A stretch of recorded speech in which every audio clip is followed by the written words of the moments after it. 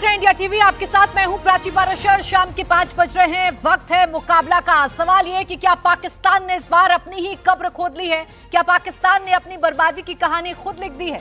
क्या पाकिस्तान अब चंद दिनों का मेहमान बचा है? और क्या पीओके पाकिस्तान के हाथ से जाने वाला है? ये तमाम सवाल इस वक्त हम नहीं पूछ रहे, ये सवाल पूछ रही है पाकिस्तान की जनता अपने हुक्मरानों से। पाकिस्तान ने पहली गलती की पहलगाम में टेरर अटैक कराकर, और आखिरी गलती कर दी है शिमला समझौता खत्म करने की बात करके। ऐसा इसीलिए क्योंकि शिमला समझौता खत्म हुआ तो मुश्किल पाकिस्तान के लिए खड़ी होगी। पाकिस्तान का पूरा भूगोल ही बदल जाएगा।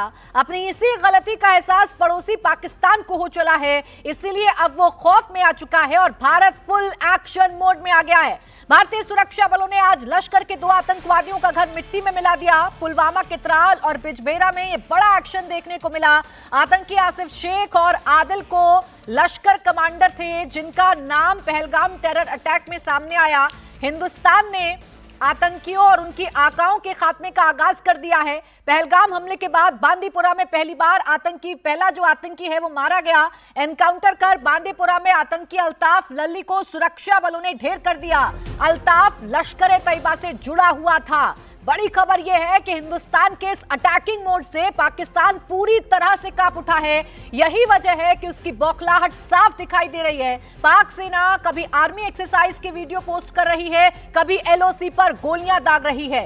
पाकिस्तान की गोलीबारी का भारत मुंहतोड़ जवाब दे रहा है। दरअसल पाकिस्तान को डर है कि किसी भी वक्त हिंदुस्तान उनके घर में घुसकर बदला ले सकता है। यानी तस्वीर बिल्कुल साफ है, पाकिस्तान को अपने किए की सजा हर हाल में भुगतनी पड़ेगी। भारत इस बार न सिर्फ पाकिस्तान को पीटेगा, बल्कि पीओके भी पाकिस्तान के हाथ से जाने वाला है। शिमला समझौता खत्म करके क्या पाकिस्तान अपने ही पैर पर कुल्हाड़ी मार रहा है? सवाल ये है। और सवाल ये कि क्या अगले हफ्ते हिंदुस्तान एलओसी पार कर जाएगा? क्या हिंदुस्तान पीओके हासिल कर लेगा? आज इन्हीं सवालों पर करते हैं चर्चा।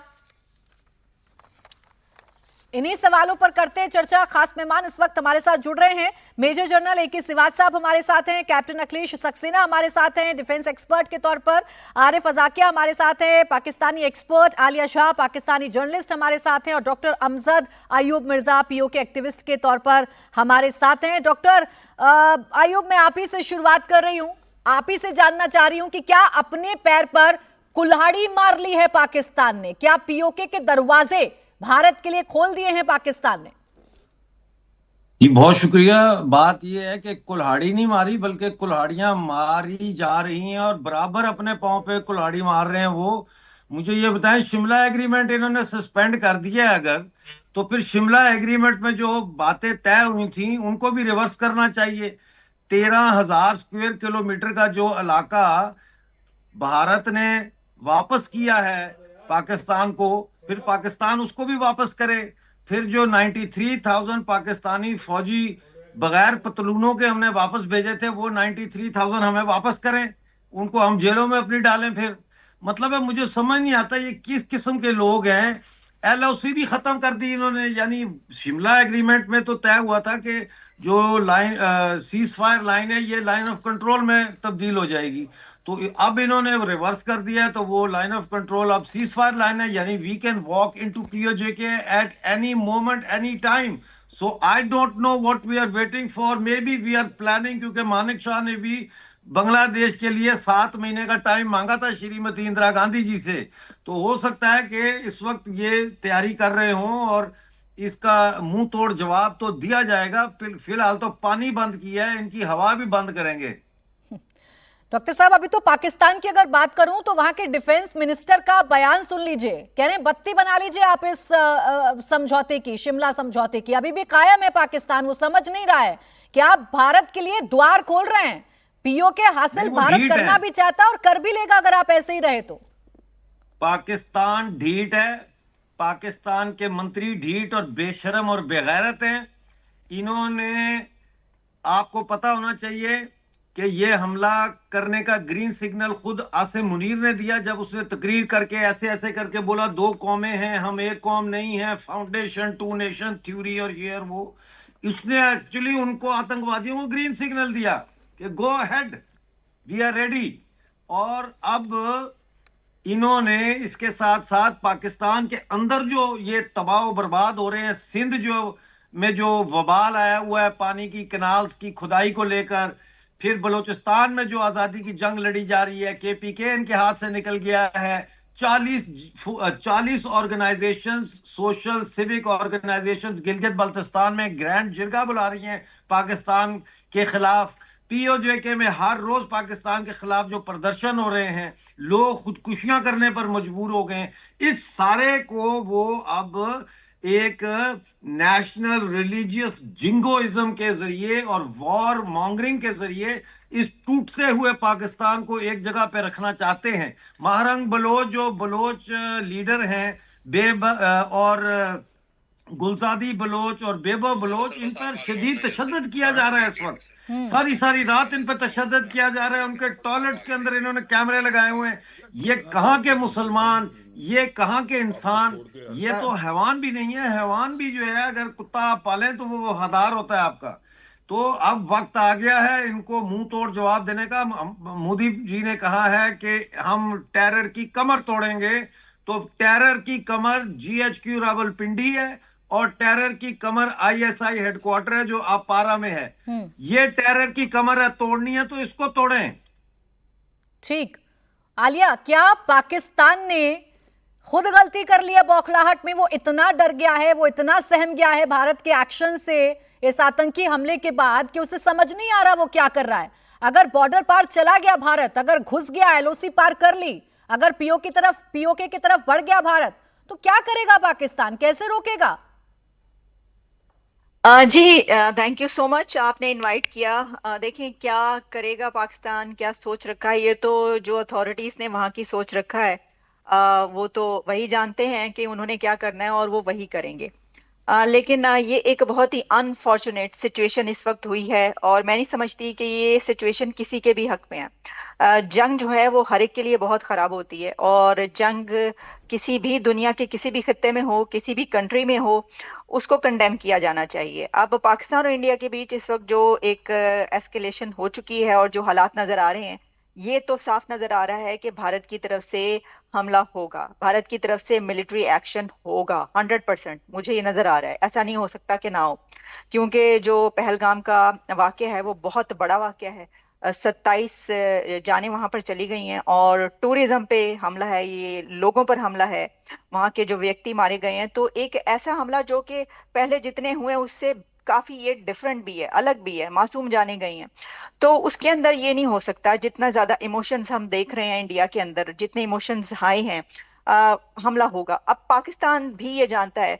अब देखें, अभी जो स्काई न्यूज पर डिफेंस मिनिस्टर ख्वाजा आसिफ ने एक इंटरव्यू दिया है, बड़ा ही तगड़ा इंटरव्यू किया है उस एंकर पर्सन ने, और बहुत सख्त सवालात पूछे डिफेंस मिनिस्टर ऑफ पाकिस्तान से। उसमें जहां बहुत सारी बातें हुई, तो एक बात उन्होंने ये की कि जब उन्होंने पूछा कि आप इंडिया को क्या मैसेज देना चाहेंगे, ये सवाल किया ख्वाजा आसिफ डिफेंस मिनिस्टर से, तो उन्होंने कहा कि मैं ये कहना चाहूंगा कि हम नेबर्स हैं और नेबरिंग कंट्रीज, हमारे बीच बहुत से ऐसी प्रॉब्लम्स हैं जो हम रिजॉल्व नहीं कर पाए, लेकिन फिर भी नेबरिंग कंट्रीज होने के नाते हमें जो प्रॉब्लम है वो उसको थ्रू निगोशिएशंस करना चाहिए, निगोशिएट करना चाहिए। तो ये तो एक तरह का मैं समझती हूँ कि मैसेज है इंडिया के लिए, और अगर ये है तो उनको खुल के बोलना चाहिए। लेकिन ये हम जानते हैं कि पाकिस्तान के अंदर जो से होती है वो गवर्नमेंट की नहीं होती, मिनिस्टर की नहीं होती, ठीक है। और अगर कोई मिनिस्टर, ख्वाजा से पहले भी ऐसे बयान देते रहे हैं, जिस तरह उन्होंने इस बार स्काई न्यूज के इंटरव्यू में ये कहा कि अलग अलग बयान दे रहे हैं ना आलिया, कभी वो शिमला समझौते पर अपनी गीदड़ भभकी दिखा रहे हैं, कभी वो हमले की ऐलान कर रहे हैं, कभी वो नेगोशिएशन की बात कर रहे हैं। लेकिन ये सारा वक्त तो निकल गया ना, पहले पाकिस्तान को सोचना चाहिए था। आप खून बहाएंगे, आपको पानी मिलता रहेगा, ये तो भारत ने पहले ही खत्म कर दिया। अब आप पीओके में घुसने का रास्ता खुद दिखा रहे हैं भारत को। जी एग्जैक्टली, ये जो आप बात कर रही हैं, उनकी दो जो स्टेटमेंट आई, मैंने जो बात की वो उसी का रिजल्ट है कि अगर तो पावर पाकिस्तान के मिनिस्टर के पास हो तो फिर उनकी एक ही स्टेटमेंट आपको नजर आएगी, फिर उनकी दो तीन तरह की स्टेटमेंट्स नजर ना आती हो। लेकिन क्योंकि पावर उनके हाथ में नहीं है, फैसला करना पाकिस्तान की गवर्नमेंट का काम नहीं होता। पाकिस्तान और इंडिया की पॉलिसी, पाकिस्तान और अफगानिस्तान की पॉलिसी और फॉरेन पॉलिसी हुकूमत नहीं बनाती, वहां की हुकूमत की से नहीं होती। तो इसलिए जो मिनिस्टर होता है वो जो उसकी अपने दिल में होती है वो भी कहता रहता है, जो उसको कहने के लिए कहा जाता है वो भी कहता रहता है। ये सब कुछ चलता रहता है और सभी जानते हैं ये कोई नई बात नहीं है। ठीक ठीक है, है, यानी तो वो यानी आपको जो डायलॉग हाँ डायलॉग तो मारे जाते हैं, लेकिन इस डायलॉग का कोई इम्पैक्ट पाकिस्तान में देखने को नहीं मिलता है। अब सिवाज साहब, भारत के लिए क्या आसान कर दिए हैं रास्ते? क्या पाकिस्तान अपने सबसे बुरे दौर में चला गया है? अपनी बौखलाहट में, अपने डर में, क्या वो ये भूल गया है कि शिमला समझौता तो उसी को फायदा दे रहा था? अब आप इसे खत्म करने की धमकी अगर दीजिएगा या इसे खत्म करने की बात कीजिएगा तो ये भारत के लिए हर लिहाज से अच्छा है। हाँ बिल्कुल, देखो सच्चाई एक ये तो बिल्कुल ठीक जो अपने गेस्ट बोल रहे हैं पाकिस्तान से। पाकिस्तान में न हर एक देश के पास आर्मी है, पर पाकिस्तान में आर्मी के पास देश है। वहां पर असली पावर जो है वो इस्लामाबाद से नहीं, वो जनरल हेडक्वार्टर रावलपिंडी से होती है। तो जो फौज करना चाहती है वही होता है। और ये सच्चाई है, 77 साल में से 40 साल इन्होंने डायरेक्ट रूल किया है फौज ने, और जो बाकी साल है उन्होंने पीछे से किया है enjoy all authority without responsibility. और ये सच्चाई है। पाकिस्तान की जो फौज है वो पाकिस्तान की सबसे बड़ी प्रॉब्लम है, क्योंकि पाकिस्तान की जो फौज है एक बहुत बड़ा बिजनेस भी करती है, फौजी फाउंडेशन है। 120 बिलियन डॉलर का वो इकोनॉमी के अंदर हिस्सा लेती है, जिसमें सीमेंट से कोलगेट, रियल स्टेट से लेके बैंक और टैक्स के दायरे में। तो ये जो कार्रवाई आज की तारीख में पाकिस्तान का जो भट्टा गोल हुआ है वो पाकिस्तान की फौज के कारण हुआ है। पाकिस्तान की जो सिचुएशन है, पॉलिटिकल इंस्टेबिलिटी, इकोनॉमिक क्राइसिस, आतंकवाद का बढ़ना, ये इसके कारण हुआ। और अब ये आतंकवाद भारत की तरफ भेज रहे हैं। ये लश्कर तोबा जैसे मोहम्मद, इनको कहते हैं ये गुड टेररिस्ट, और जो इनको काटता है तहरीके तालिबान पाकिस्तान, उसको बैड टेररिस्ट। ये टेररिस्टों में फर्क करते हैं। अब जिस प्रकार से इनको डर लग रहा है कि भाई भारत अब एक्शन तो लेगा, क्योंकि भारत ने कॉम्प्रिहेंसिव प्लान बनाई है जिसके अंदर इकोनॉमिक भी है, डिप्लोमेटिक भी है, मिलिट्री एक्शन भी है। अब वो मिलिट्री एक्शन होंगे तो इनको डर लग रहा है। अभी जो हमने कुछ डिप्लोमेटिक एक्शन लिए उसके ऊपर इन्होंने कुछ एक्शन लिए, वो इनके ऊपर ही बाउंस बैक करेंगे। जो जैसे हमने इंडस वाटर ट्रीटी को हेल्ड इन अबेंस कर दिया, ये आने वाली गर्मियों में इनके पानी जो है 60% कम हो जाएगा पूरे इंडस बेसन से। इनकी हालात बहुत खराब होनी है। अब इन्होंने कर दिया शिमला एग्रीमेंट को हम सस्पेंड कर देते हैं। भाई शिमला एग्रीमेंट में क्या लिखा हुआ है कि भारत और पाकिस्तान जो हैं वो ही रिजोल्व करेंगे कश्मीर का इशू।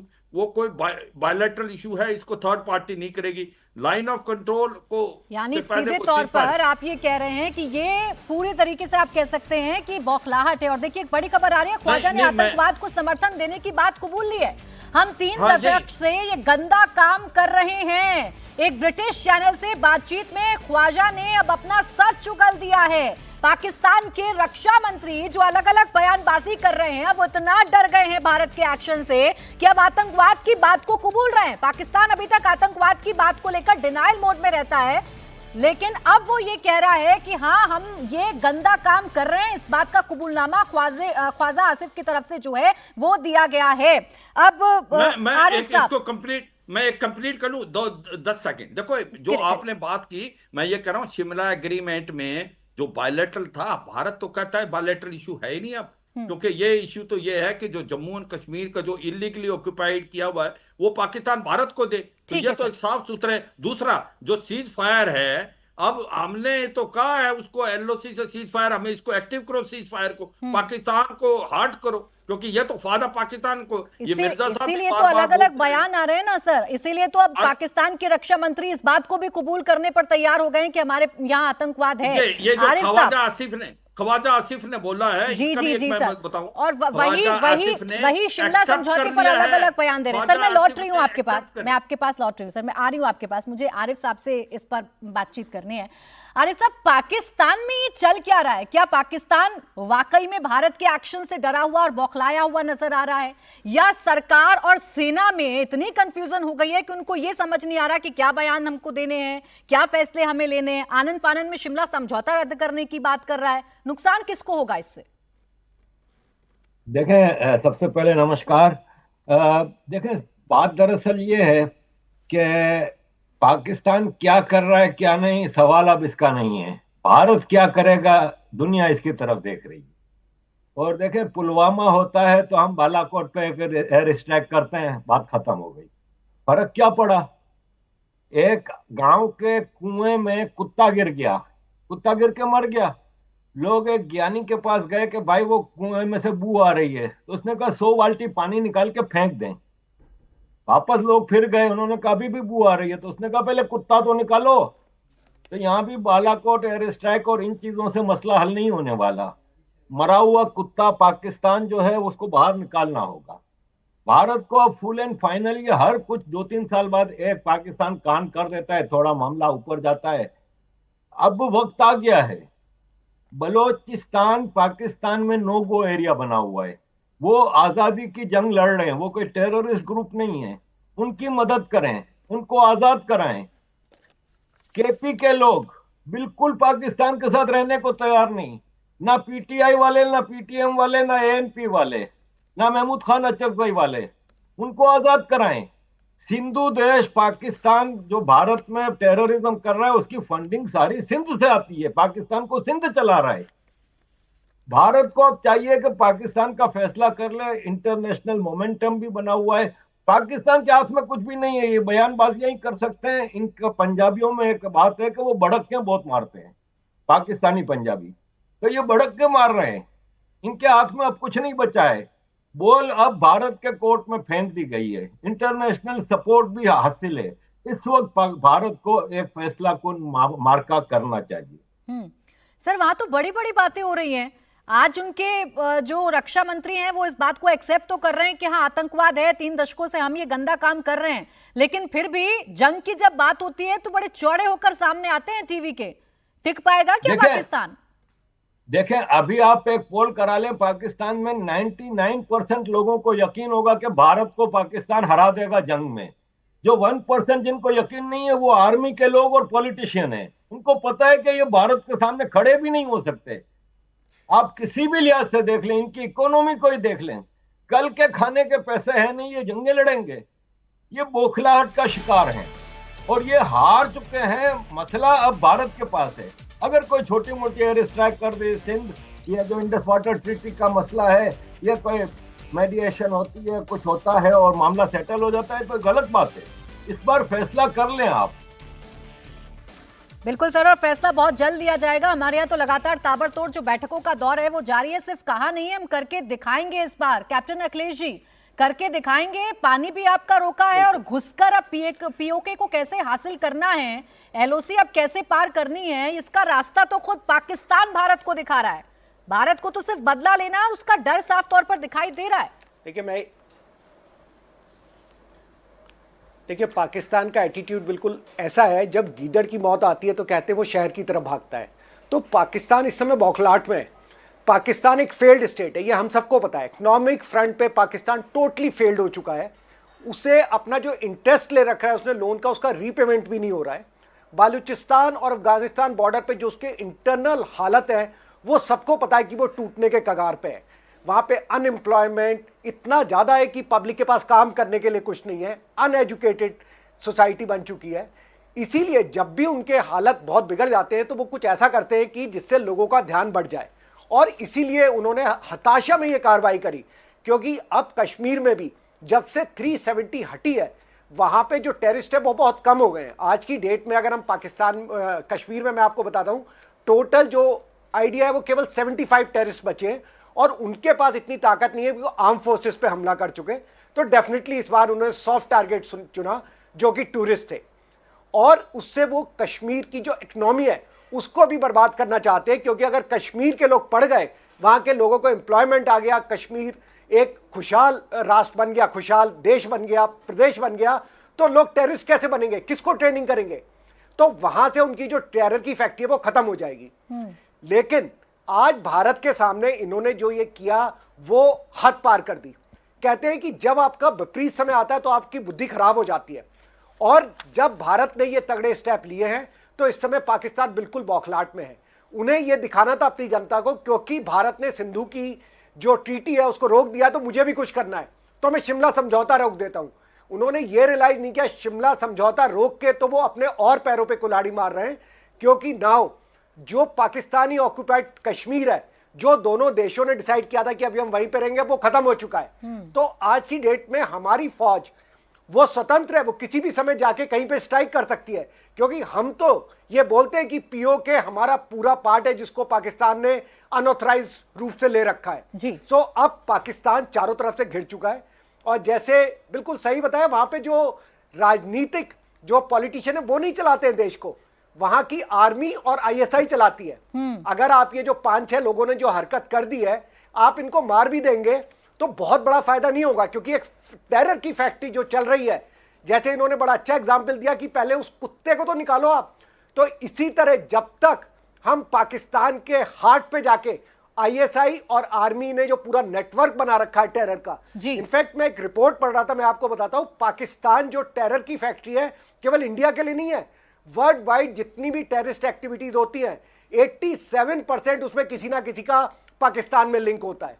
तो अब आप सोच सकते हैं कि ये एक ऐसा देश है जो कि अपना एम्प्लॉयमेंट बढ़ाने की जगह, टेक में बढ़ाने की जगह, स्पेस में बढ़ाने की जगह केवल ये एक चीज में आगे बढ़ा है, डिनाइल मोड में रहने की आदत पाकिस्तान की है, लेकिन इस बार सर ये आदत जो है पाकिस्तान की, उसे भारत बखूबी छुड़ाना जानता है, और इस बार आर पार के मूड में भारत भी है, और इसीलिए सीमाओं पर तैनाती हो, हमारी तीनों सेनाओं की तैयारी हो, आतंकवादियों की कमर तोड़ना हो, कूटनीतिक दबाव बनाना हो, ये सब कुछ भारत कर रहा है, और इसी की बौखलाहट हमें पाकिस्तान में नजर आ रही है।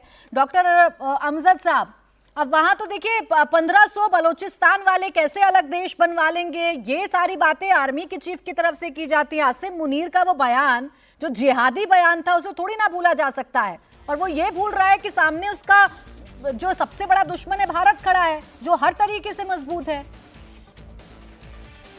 देखें, भारत ने पाकिस्तान को अपना दुश्मन नहीं बनाया, पाकिस्तान ने भारत को अपना दुश्मन बनाया है। पाकिस्तान ने इसी तरह से सारी दुनिया को अपना दुश्मन बनाया है, जिस तरह नाजी जर्मनी ने पूरे दुनिया को अपना दुश्मन बनाया था। ये नाजी पाकिस्तान है। मुझे जाना है, मैं सिर्फ ये कह के आपसे रुखसत लूंगा कि finish it of, finish Pakistan, that's it. ठीक है सर, यानी वक्त आ गया है क्या पाकिस्तान की जितनी भी कायराना करतूत है उसका आज ये एक्शन नहीं लिया तो शायद हम कभी एक्शन नहीं ले पाएंगे। जो असर है वो अब देखने को मिलेगा, और पाकिस्तान को भुगतना तो पड़ेगा। और जब आरिफ जी हम पाकिस्तान को भुगतने की बात करते हैं तो कड़े और टफ एक्शंस की बात की जाती है। हर बार भारत ने नरमी दिखाने की कोशिश की, हर बार भारत ने कम से कम ये तो बताने की कोशिश की कि आप गलत कर रहे हैं, लेकिन हम आवाम के साथ गलत नहीं होने देंगे पाकिस्तान के। लेकिन इस बार भारत को भी पता है कि आपने हमारे 26 निहत्थे पर्यटक मारे हैं, इसलिए बदला हर सूरत हाल में लिया जाएगा। आरिफ जी। जी देखें, मैंने जैसे कहा कि फैसला अब भारत के हाथ में है, और इस मसले को अब खत्म कर देना चाहिए। हम बात कर रहे हैं 26 टूरिस्ट की, खाली 26 तक बात नहीं है, ये पुलवामा, उड़ी, 26/11, parliament bombing, Bombay serial bombing, line लगी हुई है। कब तक? अब देखें, बात आती है पीओके की, तो पाकिस्तान इंटेंशनली ये कोशिश करता है कि हम पीओके की बात करें, गिलगित बल्तिस्तान की बात ना करें। Gilgit Baltistan and PoK are Indian occupied territories. ये इंडियन टेरिटरीज है जो पाकिस्तान ने ऑक्यूपाई की हैं, ये अब हासिल कर लेना चाहिए। आपको पता है पीओके गिलगित बल्तिस्तान में कई महीनों से प्रोटेस्ट चल रहे हैं, वहां के लोग खुश नहीं है। ये आपके लोग हैं, ये आपकी टेरिटरी है, ये आपको अब ले लेना चाहिए। आप लोग कमजोर मुल्क नहीं हो, आप एक बहुत बड़ी पावरफुल कंट्री हो, और आपको अब ये वापस ले लेना चाहिए। वक्त आ गया है। और देखें, इस वक्त दुनिया में बड़ी तब्दीलियां आ रही हैं। अमेरिका में एक ऐसा लीडर बैठा हुआ है जो दुनिया में कुछ चीजें चेंज करना चाह रहा है। वक्त अब आपकी लीडरशिप के हाथ में है कि वो फैसला करें कि वो अपना हमेशा का एक मसला, एक कैंसर जो लगा हुआ है आपके वेस्टर्न साइड पे, उसको अब खत्म करें। ये एक आर्टिफिशियल कंट्री है, ये अपनी एक्सपायरी डेट पूरी कर चुका है। अब इस मसले से दुनिया की जान छुड़ाएं, ये पूरी दुनिया पे एहसान होगा, क्योंकि दुनिया में कहीं भी टेररिज्म होती है उसके डांडे पाकिस्तान में मिलते हैं। चाहे वो मैड्रिड बॉम्बिंग हो, लंदन की बॉम्बिंग हो, 9/11 की प्लानिंग सारी GHQ में हुई है। तो अब दुनिया की जान छुड़ाएं इस पाकिस्तानी नामी नासूर से जो पूरी दुनिया का अमन खराब कर रहा है। और भारत के लिए अब जरूरी हो गया है, अफगानिस्तान मामला सेटल हो रहा है, वहां से जो टेररिज्म की फैक्ट्रियां थी खत्म हो गई, अमेरिका भी सेटिस्फाइड है, अब दुनिया को अफगानिस्तान से मसला नहीं। मसला टेररिज्म की जो फैक्ट्रियां हैं, इंडस्ट्रियां हैं पाकिस्तान में लगी, वो उसको खत्म करना है। एक एलएटी की देख लें आप, एक छोटी सी ब्रांच जो है वो आपके मुल्क में इतना बड़ा काम कर जाती है। सोचें कितने बड़े बड़े वहां पे पाकिस्तान में बैठे हुए हैं शैतान। तो अब खत्म करना भारत की रिस्पॉन्सिबिलिटी बन गया है, वक्त आ गया है। बिल्कुल, ये रेस्पॉन्सिबिलिटी भारत अब बखूबी निभाएगा सर, और भारत इसका बदला लेकर रहेगा। लेकिन जिस टेरर की आप बात कर रहे हैं, अभी भी वो सैफुल्लाह आरिफ जी जो इस पूरे हमले का मास्टरमाइंड बताया जा रहा है, हैरत होती है ये देखकर कि वो पाकिस्तानी फौज को मोटिवेशन स्पीच जाकर देता है, वो पाकिस्तानी कैंप में 2-2 बार जाता है। ये तो हालत है पाकिस्तान की। देखिए, ये तो खुल के कर रहे हैं, ये तो खुल के आज से नहीं, 90s में नहीं कर रहे थे क्या? सारे टेररिस्ट जो आते थे कश्मीर में, वो कहां से आते थे? कैंप कहां लगे हुए थे? बालाकोट में आपने जो स्ट्राइक की, वहां पे क्या वो खाने का शादी का पिंडाल था? नहीं, टेररिस्टों के कैंप थे। और टेररिस्टों के कैंप पूरे फैले हुए हैं, पीओके में, पंजाब में, साउथ पंजाब में, केपी में। एक दो कैंप को आप स्ट्राइक करके मसले का हल नहीं कर सकते। इंडस वाटर ट्रीटी है, वो भी मसले का हल नहीं है। ये स्टार्ट है, आई गेस ये स्टार्ट है, क्योंकि भारत की सरकार के ऊपर भारत के अपने 140 करोड़ लोगों का बहुत ज्यादा प्रेशर है। इस वक्त बहुत ज्यादा प्रेशर है। भारत के लोग अब थक गए हैं, वो कह रहे हैं यार बहुत हो गया। तो अब वक्त आ गया है कि मैं समझता हूं कि अपना हिस्सा, जो आपका जो जमीन आपकी पाकिस्तान ने कब्जा की हुई है, वो वापस लें। बलोचों के ऊपर एहसान करें जैसे आपने बंगालियों पे किया था। इनको आजाद कराएं ताकि वो एक सेक्युलर प्रोग्रेसिव स्टेट आजाद उधर हो। सिंधु देश को आजाद कराएं, केपी का मामला खत्म करें। लैंडलॉक पंजाब जो कि सिंध और बलूचिस्तान के रिसोर्सेज पे भारत में टेररिज्म करता है, वो मोहताज हो जाएगा, खत्म हो जाएगा। और पाकिस्तान की स्थिति क्या होगी शिवाज जी, ये तो पाकिस्तान भी बखूबी जानता है। अगर हम पीओके में घुसने की बात कर रहे हैं और वो सिंधु समझौता खत्म करने की बात कर रहा है, तो राहें बड़ी आसान है। सीधा संवाद अब स्थापित किया जा सकता है, सीधा बात किया जा सकता है, और इससे तनाव पाकिस्तान के अंदर बढ़ेगा और बड़ी आसानी से भारत अपना लक्ष्य पूरा कर पाएगा। हाँ बिल्कुल, देखो ये शिमला एग्रीमेंट को जो एब्रोगेट की बात कर रहे हैं या इसको सस्पेंड करने की है, उससे तो भारत को बहुत फायदा है। उसमें तो साफ सुथरे शब्दों में ये है, इसका मतलब ये है कि पीओके के तो भारत का हिस्सा है, जिसको हमने अपने पार्लियामेंट में 1996 में भी एक प्रकार से अनाउंस किया है। उसके बाद हमारे डिफेंस मिनिस्टर, हमारे होम मिनिस्टर ने, और मुझे लगता है अब टाइम आ गया कि पीओजे के और गिलगित बाल्टिस्तान भी भारत के अंदर लेना चाहिए। और ये सही वक्त है, क्योंकि जो इन्वायरमेंट अभी शेपिंग हो रही है, जिस प्रकार से डिप्लोमेट्स को बताया जा रहा है, जिस प्रकार से इकोनॉमिकली आपने इसको पाकिस्तान को निचोड़ने की कोशिश की है, जो आपकी सिंध की जो ट्रीटी थी उसको आपने खत्म कर दिया है, और इसके बाद आपने एक प्रकार से पूरे वर्ल्ड को ये समझाने की कोशिश की है एक पाकिस्तान हब सेंटर है टेररिज्म का, और पाकिस्तान को financial action tax force grey list में डाले। अब सबसे बड़ा इंपॉर्टेंट चीज जो इंपॉर्टेंट है प्राची, कि इकोनॉमिक एक्शन भी है, उसके अंदर पॉलिटिकल एक्शन भी है, कॉम्प्रिहेंसिव एक्शन, और थर्ड जो है कैनेटिक एक्शन। जो कैनेटिक एक्शन है वो बहुत इंपॉर्टेंट है, वो है मिलिट्री एक्शन जो होने वाला है, और वो उसके लिए पूरा वर्ल्ड देख रहा है। उसके भारत के 140 करोड़ लोग जो हैं वो चाहते हैं कि कोई ऐसा एक्शन हो जिससे पाकिस्तान के अंदर इम्पैक्ट हो। और इस बार अगर आप देखें, जो उड़ी के बाद आपने सर्जिकल स्ट्राइक की थी, या आपने पुलवामा के बाद बालाकोट किया था, आपने टेररिस्ट कैंप मारे, और वो टेररिस्ट नहीं, टेररिस्ट को चलाता कौन है? वो पाकिस्तान की आर्मी और पाकिस्तान की जो आईएसआई। जब तक आप उसको हिट नहीं करेंगे तब तक इसका इम्पैक्ट नहीं होगा। और इस बार ये एक प्रकार मन बना लिया है कि अब की बार उनको हिट किया जाएगा। प्रधानमंत्री को जो उन्होंने बोला है कि कल बिहार के अंदर, उसको आप सुने, उसमें साफ सुथरे में सुझा, वो आका जो इनको पालते हैं, पोसते हैं, ट्रेन करते हैं, क्योंकि पाकिस्तान तो एक हब सेंटर है टेररिज्म का। तो मुझे लगता है अब की बार वहां पर चोट लगेगा, बहुत चोट। और मैं ये यकीन दिलाना चाहता हूं, क्योंकि मैंने वहां ब्रिगेड कमांड की लाइन ऑफ कंट्रोल पे, मुझे पता है पाकिस्तान की हालात क्या हैं। अब आज की तारीख में भारत के पास बहुत पहलू हैं। भारत के पास कैनेटिक हालात में हमारे पास रफेल आ गए, स्कैल्प मिसाइल, हमें क्रॉस करने की जरूरत है, हमारे पास बरबोज है, हमारी नेवी जो है उनको कोल्डन कर सकती है, इनको पूरा का पूरा इकोनॉमिक ब्लॉकेड कर सकती है, हमारी एयर पावर बहुत है। तो मुझे लगता है सोच समझ के भारत की जो गवर्नमेंट है इसको देख रही है कब और कैसे किस हिसाब से करेंगे पर बहुत बड़ा एक्शन होने वाला है। और ये जो बातें हो रही है 3-4 और इन पे भी पॉइंट हैं। जी। मैं ये कह रहा हूं जो खैबर पख्तूनख्वा में टीटीपी है वो लगी हुई है इनको गिराने के लिए। पश्तून अफगानिस्तान में मिलना चाहते हैं, डूरल लैंड को नहीं मानती तालिबान की गवर्नमेंट। तो इसी प्रकार से जो बलूचिस्तान लिबरेशन आर्मी कर रही है, मुझे पूरा विश्वास है कि उसको हेल्प और मिलनी चाहिए। और बलूचिस्तान एक आजाद देश था, इन्होंने पाकिस्तान ने 1948 में इसको जबरदस्ती कब्जा किया। सर अब वो बिल्कुल, समय आ गया कि बलूचिस्तान इंडिपेंडेंट होना चाहिए, मैं बिल्कुल मानता हूं। ये और दोनों इसी मुल्कों प्रकार में से जो फर्क है सर वो तो साफ नजर आ रहा है ना। हमने जो फैसले लेने थे इस आतंकवादी हमले के बाद, इस कायराना करतूत के बाद, एक झटके में हमने फैसले लिए। हमने बता दिया हम पानी आपको नहीं देंगे, हमने बता दिया कि हम साक वीजा जो है उसे हम कैंसिल कर रहे हैं, हमने बता दिया 48 घंटे में पाकिस्तानियों को छोड़ना होगा। पाकिस्तान क्या कर रहा है? वही सेम फैसले रिपीट कर रहा है, फॉलोअर बना हुआ है। हम पहले ही उनके पास अटारी कुछ बॉर्डर है बंद नहीं। कर चुके हैं, वो वाघा बॉर्डर बंद करने की बात कर रहा है। क्या कर रहा है वो? एलओसी पर फायरिंग कर रहा है वो। इसके अलावा तो अभी तक पाकिस्तान ने कुछ किया नहीं है आलिया। और ऐसे में अगर भारत घुस गया, अगर वो एलओसी को क्रॉस कर गया, इस समझौते को रद्द होने के बाद वो पीओके में घुस गया, तो कितनी देर टिक पाएगा पाकिस्तान भारत के सामने?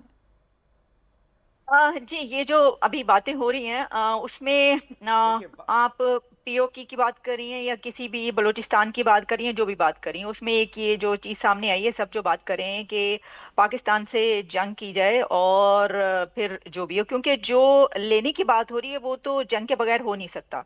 अभी इस दुनिया में जितनी जंगें चल रही हैं वो आप देख रहे हैं, और पाकिस्तान और इंडिया के बीच 4 जंगें हो चुकी हैं। तो क्या आप समझते हैं कि जंग के बगैर ऐसा कोई भी जो कहा जा रहा है वो लिया जा सकेगा? अगर इंडिया कश्मीर लेना चाहता है तो क्या वो जंग के बगैर हो सकता है?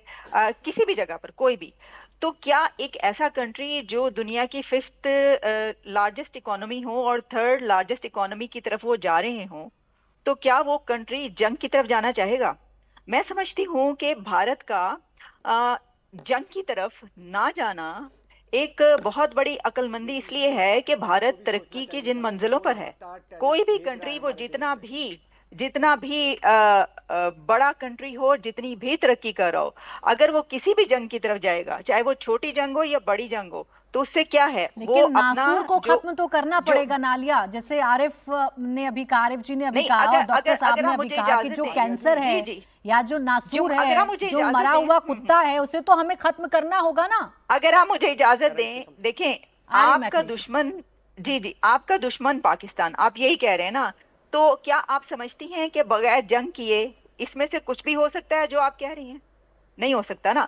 तो क्या आपके प्रधानमंत्री नरेंद्र मोदी साहब, जिनका ये मिशन है कि उन्होंने 3rd लार्जेस्ट इकोनॉमी बनाना है इंडिया को, आ रही मैं क्या अखिलेश, वो आ रही। जंग करेंगे या वो इंडिया को तीसरी बड़ी इकोनॉमी बनाएंगे या तो वो आलिया जंग जी, करेंगे? इकोनॉमिक स्तर पर पहले बढ़ना भी भारत पहले जानता भी है आलिया। देखिए, इकोनॉमिक पहले स्तर भी पर जो भारत 4 बढ़ना जंगें भी हुई जानता हैं, है और अपने दुश्मनों के दांत खट्टे करना भी जानता है। अगर पहले सामने भी जो वाला 4 मुल्क जंगें मानेगा हुई हैं, नहीं तो चाहे जंग पहले हो, भी चाहे उसके नहीं, आतंकवाद को जड़ से जब आप खत्म करना हो इतिहास की आलिया, बात वो करते तो हैं, भारत करके ही रहेगा ना। वो तो भारत करके ही जब रहेगा, आप और इतिहास करके की बात दिखाया भी जब आप है। जब मान नहीं रहा, जब आप सामने वाला इतिहास इतना की बात ढीठ कर है रहे बात हैं, बताइए आलिया, आप। तो करना पड़ेगा ना हमको अखिलेश जी। नहीं, मैं सिर्फ ये बताना चाह रही हूँ, जो आप जो मुझे एक इतिहास बात की जब आप बताइए। बात करते हैं, तो जो 4 बोलिए जंगें बोलिए लड़ी अखिलेश गई जी। हैं, उसमें वो जो 4 जंगें हैं वो पाकिस्तान ने ही स्टार्ट की थी, वो इंडिया ने स्टार्ट नहीं की थी। इंडिया ने उनका तो ये इंडिया तो तो कभी भी जंग पाकिस्तान करने को के हक में समझना नहीं होगा रहा ना ना। आलिया कि अगर अभी भी वो हाँ, जंग की शुरुआत करता है या अभी भी वो जंग में जाना चाहता है, जैसे दावे उनके यहाँ किए जा रहे हैं, कितनी देर टिक पाएगा? ये तो पाकिस्तान को डिसाइड करना ही है,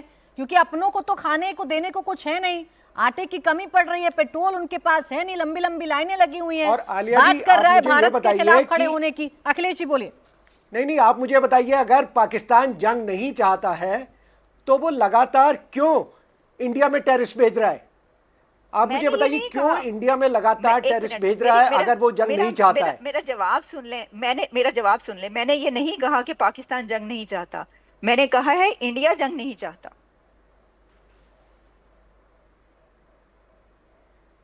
सुनिए, पाकिस्तान अगर पाकिस्तान जंग नहीं ऐसा चाहता तो कंट्री, लगातार वो इतने सालों से क्यों टेररिस्ट भेजे जा रहा है? इट्स ए जंग, it's a different kind of war which is going on. और हम सर, मैंने ये लगातार नहीं ये कहा कोशिश कि कर रहे हैं पाकिस्तान कि हम जंग नहीं वार्ता चाहता। कर रहे हैं, अमन की आशा। मैंने अमन ये जी नहीं आटा कहा कि देख पाकिस्तान ले जंग रहे नहीं भाई। चाहता। पाकिस्तान जंग चाहता है, जी बिल्कुल चाहता है। और मुझे ये जी बताइए, जो आप सब चीजें अभी इंडिया को आप बता रही हैं कि इंडिया को अपनी इकोनॉमी के बारे में सोचना अमन जी चाहिए, आटा वाले जंग नहीं होनी लोग चाहिए, अब क्या ये जरा पाकिस्तान तस्वीर को नहीं चलाएं सोचना बस। चाहिए? आपके देखिए हमास से लोग आ रहे हैं और पाकिस्तान में आपके साथ, पाकिस्तान में हमास से लोग आ रहे हैं और आपके साथ वहां पे वार्तालाप हो रहा है, आप वहां पे खुलेआम नारे लगाए जा रहे हैं, पाकिस्तान में टेरर की फैक्ट्री चल रही है, तो आपको ने कभी नहीं सोचा कि इंडिया के लिए आप लगातार जंग लड़ रहे हैं? आपके पास डायरेक्ट अटैक करने की तो कभी हिम्मत ही नहीं थी, लेकिन पाकिस्तान ने हर पल, कारगिल से लेके चाहे 1990 से लेके हर पल यह ट्राई किया कि इंडिया को वो ब्लीड करे। यह पाकिस्तान की स्टेटेड पॉलिसी है, to cut India by 100, to put 100 cuts and bleed India. वो भी एक जंग है, इट्स ए डिफरेंट वे।